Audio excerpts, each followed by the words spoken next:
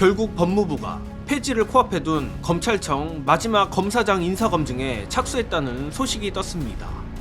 그런데 재밌게도 오히려 작년 첫 검찰 인사보다 더 강력한 인사 태풍이 검찰청을 덮칠 것으로 보입니다. 세계일보 단독입니다. 법무부가 검사장 승진을 포함한 검찰 간부 인사검증에 착수했다고 합니다. 참고로 이번 인사는 올해 10월 검찰청 폐지를 앞두고 검찰이라는 이름하에 단행되는 사실상 마지막 검사장 인사로 이달 말쯤 인사 윤곽이 드러날 전망이라고 하며, 오늘 법조계에 따르면 법무부는 검사장 승진 대상자인 사법연수원 34기 검사들을 상대로 인사검증 동의서 제출을 통보했다고 합니다. 또한 검찰 인사위원회는 동의서를 제출한 검사들을 대상으로 약 2-3주간 인사검증을 진행하고, 절차가 예정대로 진행될 시 이르면 이달 말 고검장 및 검사장 인사가 확정될 가능성이 크다고 합니다. 중요한 건 서두에 말씀드렸듯 이번 인사의 성격인데, 아니나 다를까 현재 법조계라든지 거의 모든 언론에서 다가올 법무부 검찰 인사의 키워드를 대규모 물갈이, 대거 자천으로 꼽고 있는 상황입니다. 특히 작년 11월경 이른바 대장동 사건 항소포기 결정 이후 집단 항명을 했던 검사장들에 대한 본격적인 인사조처가 이번 인사에서 드러날 것이라는 관측이 강하게 나오고 있고, 마침 해당 검사장들의 연수원 기수는 30기에서 33기 사이인 만큼 34기 검사들을 상대로 한 검사장 승진 인사검증은 딱 항명 검사장들을 겨냥한 것이라 봐도 무방한 것 같습니다. 더불어 당시 항명을 했던 검사장은 총 18명이지만 그 가운데 3명의 검사장만 법무연수원 연구위원으로 전보 조처됐고, 나머지 검사장들은 지금껏 별다른 인사조처를 받지 않았습니다. 즉 숫자만 보면 여전히 15명가량의 검사장들이 자신의 항명에 대해 책임져야 하는 상태란 것입니다.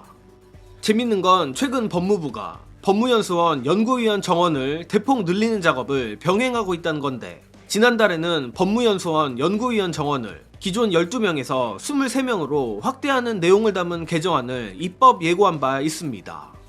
물론 최근 정유미 검사 사례만 봐도 알 수 있듯 법무부가 이 항명 검사장들을 굳이 법무연수원 연구위원으로 보내지 않고 고검 검사로 보낸다 하더라도 문제될 것은 없습니다. 다만 이를 정성호 장관 및 법무부 입장에서 생각해보자면, 대규모 검사장 인사인 만큼 최소한 급 자체는 검사장급인 법무연수원 연구위원으로 형식적 수평 이동을 시켜주려는 의도도 있는 것 같고, 좀 더 과감한 예측을 해보자면 법무부가 무엇보다 대규모 검사 줄사표를 예상하는 것으로 보입니다. 그도 그럴 것이 이제는 단순히 윤사단이냐 아니냐는 기준을 넘어 검사가 공무원의 직분에 맞게 행동하냐 안 하냐가 법무부의 기준이 됐기 때문입니다. 예컨대 이재명 정부가 들어선 이후 정성호 장관과 법무부가 어마어마한 물갈이를 한 덕에 빼박 친윤 검사들은 얼추 걸러냈지만, 그렇게 속아냈음에도 정치검사들은 여전히 검찰 조직에 남아 집단 항명을 하는 등 문제를 일으켰습니다.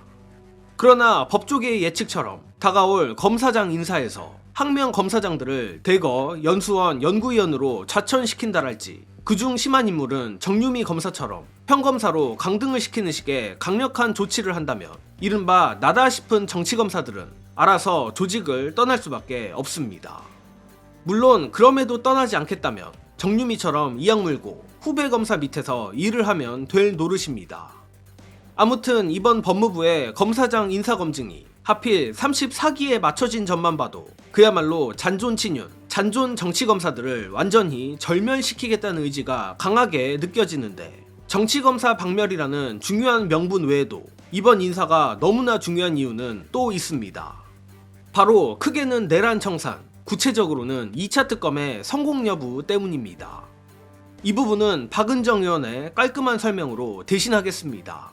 1차 특검이 미진했던 이유와 2차 특검에 성공해야 되는 방법 한 가지예요. 파견 검사예요. 파견 검사에 대해서 제가 아마 특검 출범할 때 이런 말씀 드렸을 거예요. 친윤 검사들의 등용은 특검에 파견 나가 있는 검사들에게 나쁜 시그널이 될 것이다. 검사들은 특검에 나가서 일을 하는데 그 다음을 생각해야 되는 거예요. 그런데 이 판이 바뀔 수 있다고 생각을 하면 그 일을 어떻게 하겠습니까? 검찰은 지금 진압된 상태가 실패가 아니고요. 언제든 쿠데타를 도모할 거라는 생각을 하고 있어요. 1월에 아마 정성호 장관님이 검찰 인사할 거예요. 그러니까 1월에 검사들 좀 판을 좀 바꿔가지고 이 검사들이 다시는 정치를 할 수 없는 이 구조를 만들어야 파견 검사들이 본연의 업무, 제대로 된 수사를 할 수 있을 것이다. 아무도 이런 얘기를 안 하시더라고요. 뭐 파견 검사 면접을 봐야 된다. 착한 검사들 보내면 된다. 이런 말씀하시던데 근본적으로 검사들한테 시그널을 줘야 돼요. 너희들은 다시는 정치적인 수사를 할 수는 없어. 그리고 나중에 변호사도 못할 수도 있어. 라는 정치 검찰은 이제 끝났고 종언을 고해야 됩니다.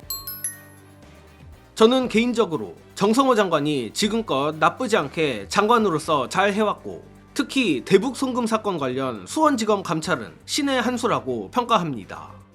다만 인사 부분에 한해서는 칭찬할 부분도 많고 칭찬도 많이 했지만 군데군데 빵꾸가 났던 것도 부정할 수 없는 사실이라고 생각합니다. 물론 이제 와서 그런 아쉬운 몇몇 인사 때문에 특검의 수사가 미진했다고 탓하는 건 의미가 없습니다. 하지만 박은정 의원의 말대로 파견 검사들이 수사와는 하등 관계없는 정치질에 공을 쏘는 것 자체를 차단해야 한다는 데는 격하게 동의합니다.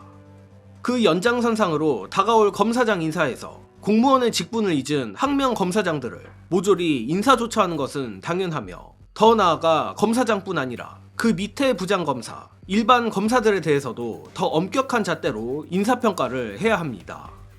마침 조만간 부장검사, 평검사 인사도 검사장 인사 이후 줄줄이 날 것으로 보는데, 그런 만큼 그 첫 스타트가 될 또 엄청난 피바람임에도 불가피한 이 검사장 인사를 정성호 장관이 제대로 해내길 바랍니다.